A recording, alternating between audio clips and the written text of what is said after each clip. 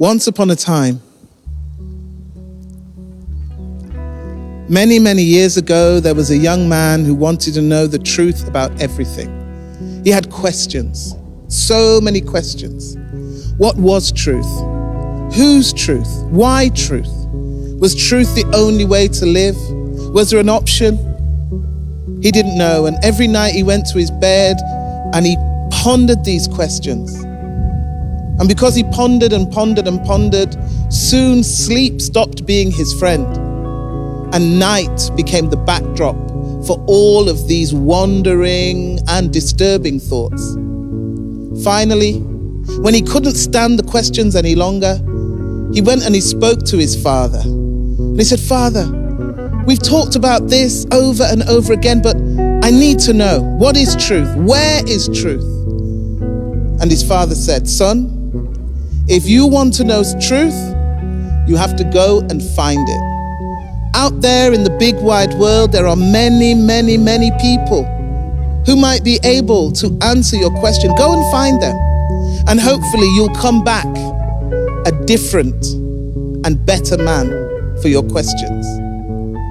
And so with his father's blessing, the young man, he prepared himself, clothes, food, money.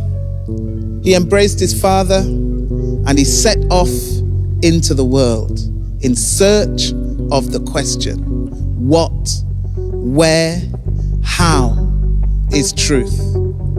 And so he went from country to country, from teacher to teacher. One sent him to this place, another to that place, another to this place, another to another place. And each one of them in their own way said, "We can only answer so much. You have to go and find truth. Go and find her and she will answer all your questions." And so he did. Someone told him that truth lived at the top of a mountain. And so he began to climb.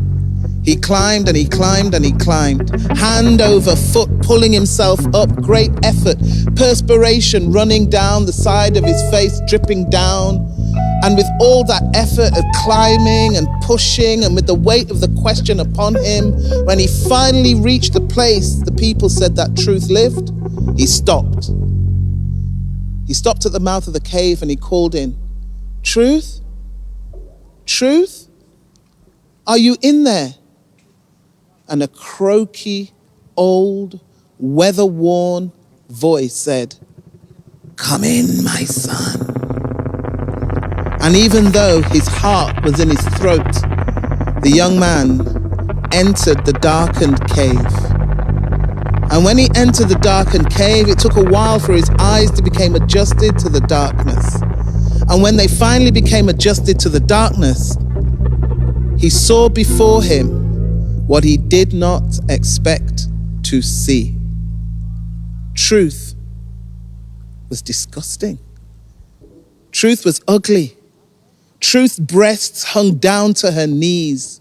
Her breath stank when she spoke to him. Her hair hung down like rats' tails. Her skin hung. Everything on Truth was ugly and repulsive. But when she spoke, all his questions were answered, one after the other after the other. All the truths that she shared with him finally made sense. And when Truth finished speaking with the young man, when Truth finished sharing her wisdom, she said to the young man, "What will you do now? Where will you go?" And the young man said, "I'm so grateful for everything that I've heard from you today. I'm going to go out and I'm going to tell the people all about you. I'm going to share all the wisdoms that you've shared with me today, and the world will be a better place because I'm a better man." And Truth said, "And what will you tell them about me?" "I will tell you that you lifted my heart.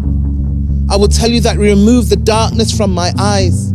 I will tell them that you gave wings to my soul. And," said Truth, tell them I am beautiful." The young man left that cave with that statement that left more questions than he had before. But there was something about Truth that lifted the confusion from his heart as he walked down that mountain with that thought in his head. Truth is disgusting, but she is beautiful. Truth is disgusting, but she is beautiful. Truth is disgusting, but she is beautiful. She is beautiful. She is beautiful.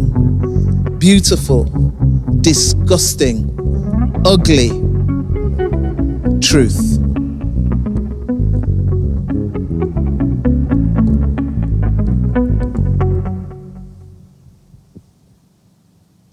And that's the end of that story.